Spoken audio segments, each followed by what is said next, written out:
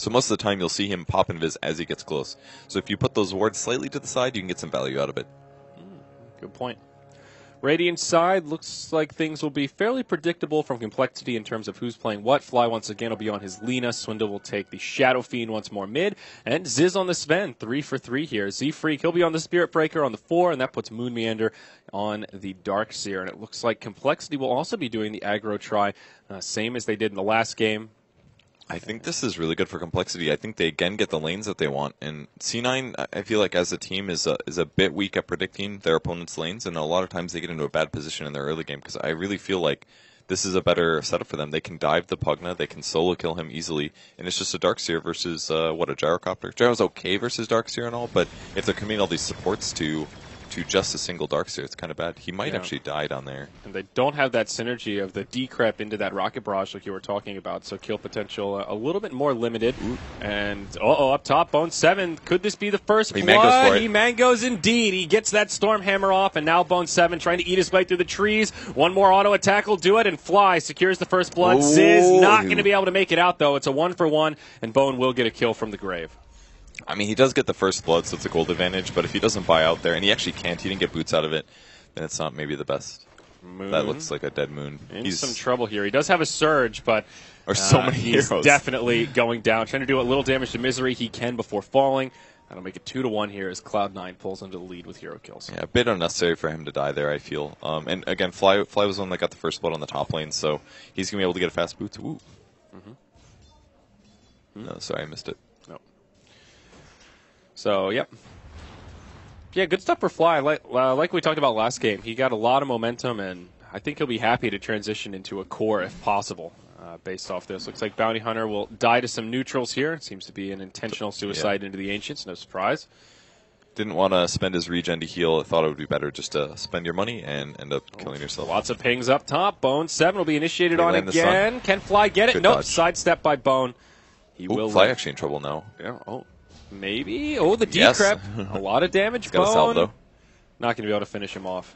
Okay, a little scary there from Fly, but it worked out. Moon. Oh, that looks like a misery kill to me. Yep, absolutely. He'll try to deny into Roche. Can they find the proper timing here? He'll try to clip Z-Freak. Nope, doesn't even go for it. Gets a bash for good measure to make sure Roche is not up to any kind of trickery. Now back to the top lane is Bone 7 in some trouble in the trees. Hits a Nether Blast on 2. Him and Ziz just running into each other as he's decrept, and now Bone will be sent back to the well. Not much he could do once locked in the trees there.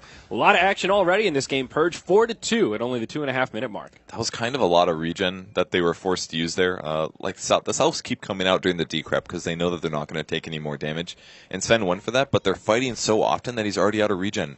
And he doesn't even have boots money yet, unless it's flying out on the courier or walking out on the courier. No, he's actually buying regen. He got another set of tangos and a clarity. And that's kind of what he needs here so that they can keep killing the Pug. That's the most important part. At least he's got that magic stick, racking up some charges. Bone 7 doing surprisingly well here in this 2v1 lane setup. Oh, down bottom, Moon in some trouble once more. Rocket Barrage doing some pretty decent damage. Too. Yeah, charge onto Misery. Moon, oh, he's tanking a lot here. Creep's trying to absorb some of the damage, but he'll fall before the Spirit Breaker can even get here. Will Z-Freak go for it? Nope, canceled as he approaches the enemy. I feel like Moon's trying way too hard to outplay them. He's just sticking by the creeps, but I think maybe he's just getting caught a lot, and at that point, once he gets lifted, he's committed, basically. If he ran away from the creeps and he got lifted, he would definitely die there. A little bit of blocking from No-Tail here puts the slowdown. Iron Shell in return, but that Rocket Barrage actually isn't doing too much. They lift him and throw him back here, but I don't think they're going to get this kill at all. Moon Meander actually taking a ton of damage now. More TPs coming. This is Sven this time, but it was a TP after Darkseer already TP'd, so it was a very, very long TP, and as a result, wasted gold again from the Sven. Yeah, he ends up canceling it, and we'll just walk to the top lane. Still no boots. Bootless here. Yeah, this is a bit rocky for the Sven. He is very low on the CS chart, actually behind that of the Lina. So maybe it will become a support Sven at this point as Fly is here, racking up farm. Already has Arcane Boots. That's actually really amazing. And if he gets a fast level 6, it could be similar to what we saw the previous game, where he goes on a rampage, continues to get solo kills versus cores, and ends up having a huge impact. Yeah. Z-Freak level 3 on the Spirit Breaker, 1-1-1 opener. Doing what he can. Has 1-0-0 in terms of KDA. All things considered, having a decent time. Mm-hmm. I think he's pretty happy with that as a whole. Moon Meander might get caught again. They're swinging on from the backside. There's the Rocket Barrage doing a lot of damage, but not quite enough. Yep, surge enough to get him out. He's actually taking so much this game, just in the bot lane. He's going to have to walk back to the well. Oof. Those damage tank stat, I would like to know that one. He is just damage taken. The damage. Well, it looks like mid lane is just an even farm fest here. Both Puck and Shadow Fiend, very comparable on that CS chart. Whoa, Fly! He gets the snipe onto Bone 7. Very nice. How does Lena do this, man? How does Fly keep doing this? It's amazing. I don't have a good answer for you. He's got the skills. That's all. Maybe he was just jungling by himself, and he's like, "Oh hey, there's a hero here," and then he gets the kill. Yeah. Well, we caught the tail end of that one. Big Daddy poking around the mid lane here. It is 5.5 minutes, so sniping the courier, much easier said than done, though, hoping the complexity will be just sloppy with it. They will not, however. Flying it over the tree line, being very cautious with their donkey. So Swindle Melon's having a much better game than the previous one, which means that his farm could actually be ridiculously insane by the 10-minute mark, as we usually expect to see from Shadow Fiend. So, and versus a Puck, there is kill possibility there, but again, their gank is a bit weak. Look at this control with the courier here, though, just leaving it over the tree line. I mean, I think he's saving it for the bottle crow either way. Z-Freak may be in trouble, gets initiated on by Fada, throws the orb for the rune, makes Swindle Melons make a hard decision, and he ends up getting the rune stolen from him. Oh, yeah, regen picked up by Swindle. He got it? What? I thought for sure Puck would have grabbed that. I guess he was a little early. Yeah.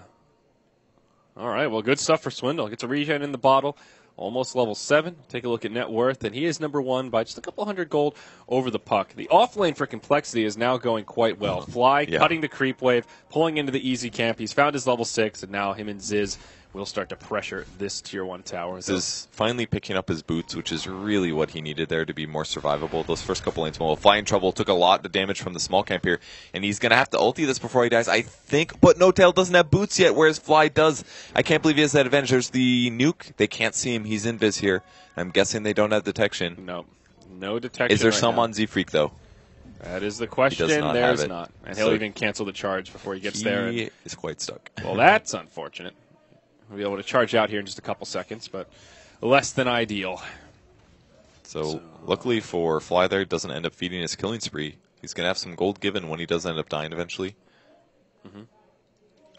Shadow Fiend still farming very nicely, now starting to work the jungle. He's got a double stack here at the hard camp. Nothing at this hard camp here, but still utilizing the advantage of Shadow Fiend on the Radiant side. How you can poke in and out of the lane.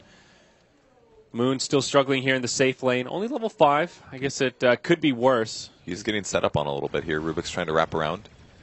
Puts the ward down. They probably spotted him through the trees. Yeah, there's the ping. Yeah. Man, they are so good about spotting out ganks. They really are.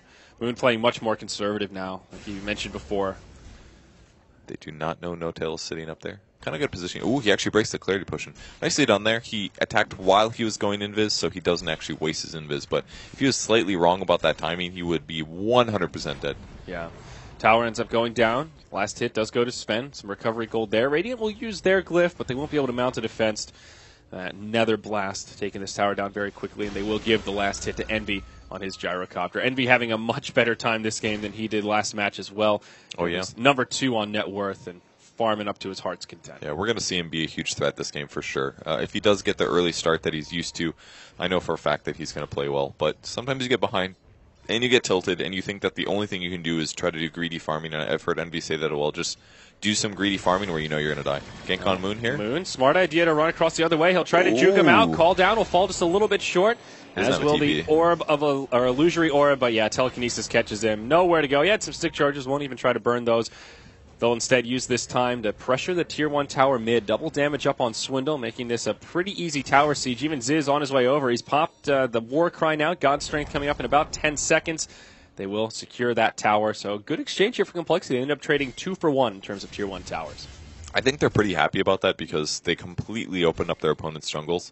And while C9 is doing pretty well on the gyrocopter, that's really their only carry potential. So if they know where he's probably farming, or at least they guarantee that they have control over his jungle, then it becomes a bit easier to get those kills. Yeah, Misery getting dove here. Laguna Blade to the face. Not enough to finish him off. Fly gets taken out as he's the victim of a dream coil. A little over-aggression there from Complexity, and they get punished. Yeah, rare mistake from him. He really thought that Rubik was going to die to that, and he didn't. So killing spree goes to Puck instead, and that's going to get Puck a very fast blink dagger. Yeah, that's a good point. One of the worst heroes on from Complexity's perspective to end that spree. Now Fata only about 400 gold off the blink, and that's when he can start to erupt on this Puck and start to take control of the game and create some momentum for his team. He's already 1-0-1. So even though he's been farming a lot, still has had an impact in these few skirmishes. And they have very dynamic ganks. This game, unlike last, they can gank with Puck, they can gank with Bounty, Rubik, and Pugna, all very good. Even Gyro, all 5 of their heroes can form combinations to gank, so it's going to be a lot harder for Complexity to anticipate and predict where those are coming from. Yeah. We got a charge here from the Spirit Breaker. Looks like he'll be going on to Big Daddy.